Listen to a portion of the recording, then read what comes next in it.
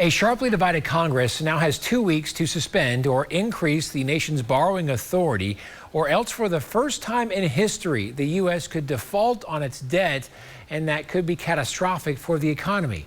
News 9's Alex Cameron is following this all from our Washington bureau. After weeks of posturing and pleading, Democrats have come to the realization they're not going to get any help from Republicans in terms of votes in raising the debt ceiling. Now they're just asking the GOP not to make it any harder than necessary for them to do it. If you don't want to help save the country, get out of the way so you don't destroy it. What President Biden and Democratic leaders are asking is that the Republicans simply not filibuster the debt limit bill, just allow Democrats to pass it with a simple majority. We're not asking them to vote yes. Just get out of the way. If Republicans don't get out of the way, Democrats would likely have to use the convoluted and time-consuming reconciliation process to get a debt limit increase through the Senate.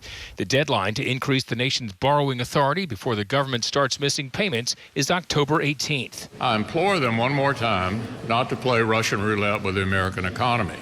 They need to do this.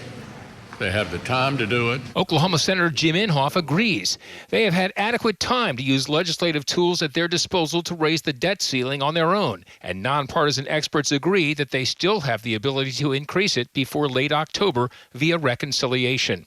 Democrats say forcing them to go the reconciliation route is reckless and hypocritical, and they'll vote on it tomorrow. We can stop this Republican-manufactured debt ceiling crisis in its tracks, or Republicans can keep driving our country ever closer to the first default in American history. And an interesting side note, Moody's today maintained a, quote, stable outlook for U.S. debt, saying they believe Democrats will use reconciliation to raise the debt limit before any payments are missed.